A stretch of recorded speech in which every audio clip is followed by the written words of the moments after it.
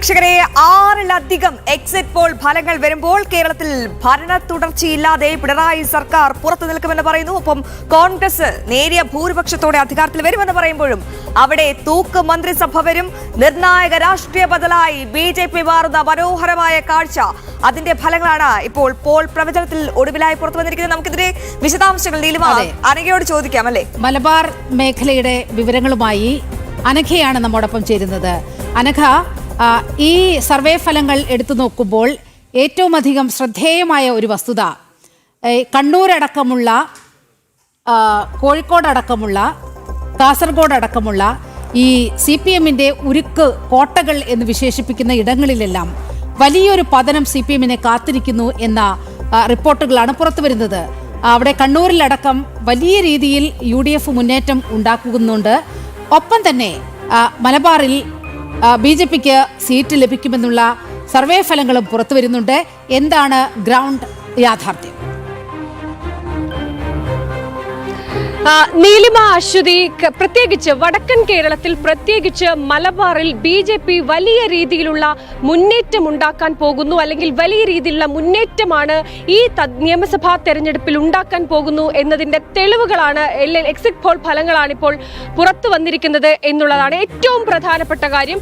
ഈ BJP 10-ലധികം സീറ്റുകൾ കേരളത്തിൽ നേടും എന്നുകൂടിയാണ് ഈ എക്സിറ്റ് പോൾ ഫലത്തിലൂടെ പുറത്തു വന്നിരിക്കുന്നത്. അതിൽ BJP നേതൃത്വം ഏറ്റവും അധികം ലക്ഷ്യം വെക്കുന്ന ഒരു സീറ്റ് ഉണ്ടായിരുന്നു. അത് കാസർഗോഡ് ജില്ലയിലാണ്. ഒന്ന് കാസർഗോഡ് സീറ്റും അതുപോലെ തന്നെ മഞ്ചേശ്വരം സീറ്റും. ഈ കാസർഗോഡ് സീറ്റ് അശ്വിനിയാണ് കാസർഗോഡിൽ മത്സരിക്കുന്നത്. ഈ സീറ്റ് BJP കൃത്യമായി തന്നെ ഈ സീറ്റ് BJPക്ക് ഇത്തവണ ലഭിക്കും എന്നുള്ളൊരു സീറ്റാണ്. അവിടെ 5000-ലധികം വോട്ടിനായിരുന്നു കഴിഞ്ഞ തവണ അശ്വിനി തന്നെയായിരുന്നു അവിടെ മത്സരിച്ചത്. അശ്വിനി പരാജയപ്പെട്ടത്. പക്ഷേ അതിനുശേഷം പിന്നീട് ഈ കാസർഗോഡ് നിന്ന് ലഭിക്കുന്ന ഒരു ഗ്രൗണ്ട് ലെവൽ പൾസ് അനുസരിച്ച് ലഭിക്കുന്ന വിവരം അനുസരിച്ച് ഇത്തവണ വലിയ മുന്നേറ്റം ഉണ്ടാക്കാൻ അശ്വിനിക്ക് കഴിയും എന്നുള്ളതാണ്. ഈ കാസർഗോഡ് അത് പിടിച്ചെടുക്കാൻ BJPക്ക് കഴിയും എന്നുള്ള കാര്യമാണ്. അങ്ങനെ ഒരു സീറ്റ്, അത് കാസർഗോഡ് ഉറപ്പിച്ചു കഴിഞ്ഞ സീറ്റാണ്. മറ്റൊന്നാണ് മഞ്ചേശ്വരം. കഴിഞ്ഞ തിരഞ്ഞെടുപ്പുകളിലൊക്കെ തന്നെ കപ്പിനും ചുണ്ടിനും BJPക്ക് നഷ്ടമായ സീറ്റാണ് മഞ്ചേശ്വരം. ആദ്യഘട്ടത്തിൽ സുരേന്ദ്രന് അന്ന് 89 വോട്ടിനാണ് അന്ന് മഞ്ചേശ്വരം സീറ്റ് BJPക്ക്. മഞ്ചേശ്വരം സീറ്റിൽ താമര വിരിയാതെ പോയത്. അതിനുശേഷം പിന്നെ കഴിഞ്ഞ തിരഞ്ഞെടുപ്പിൽ 748 എന്നതിലേക്ക് വന്നു. അങ്ങനെ ചെറിയ രീതിയിലുള്ള കപ്പിനും ചുണ്ടിനും ഇടയിൽ മാത്രമായിരുന്നു മഞ്ചേശ്വരം സീറ്റ് നഷ്ടപ്പെട്ടത്. അതുകൊണ്ട് പഴുതടച്ചിട്ടുള്ള പ്രചരണങ്ങളായിരുന്നു, പഴുതടച്ചിട്ടുള്ള പ്രചാരണ പരിപാടികളായിരുന്നു മഞ്ചേശ്വരത്തും കാസർഗോഡുമൊക്കെ നടന്നത്. അങ്ങനെ കാസർഗോഡ് ജില്ലയിൽ നിന്ന് 2 സീറ്റുകളാണ് BJP ഉറപ്പിച്ച സീറ്റുകളാണ്.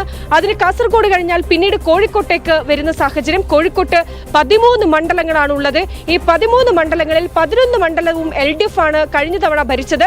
2 സീറ്റ് മാത്രമാണ് UDF-നുള്ളത്. അതും UDF-ന് ഇതുവരെ ചരിത്രത്തിൽ 20 വർഷത്തിന് ശേഷം കോഴിക്കോട് ഒരു MLA സൃഷ്ടിക്കാൻ UDF-ന് കഴിഞ്ഞിട്ടില്ല എന്നുള്ളതാണ്. പക്ഷേ ഇത്തവണ ഈ LDF-നെ സംബന്ധിച്ച് ഈ 11 സീറ്റ് കഴിഞ്ഞ തവണ പിടിച്ചെടുത്തതിൽ നിന്ന് ഇത്തവണ അത് 6-ലേക്ക് ചുരുങ്ങും എന്നുള്ളത് നേരത്തെ പുറത്തു വന്നിരുന്നു. അതുകൊണ്ട് തന്നെ വലിയ രീതിയിലുള്ള പരാജയം മലബാർ മേഖലകളിലും LDF-നുണ്ട് എന്നുള്ളതാണ്. ഇനി UDF-നെ പരിശോധിക്കുകയാണെങ്കിൽ ഈ മലബാർ മേഖലകളിൽ വലിയ മുന്നേറ്റം UDF ഉണ്ടാക്കും എന്നുള്ളതാണ് എക്സിറ്റ് പോൾ ഫലങ്ങൾ പറയുന്നത്. പക്ഷേ അപ്പോൾ പോലും UDF-ന്റെ ഒരു കഴിവ് കൊണ്ടല്ല അത് എന്നുള്ളതാണ്.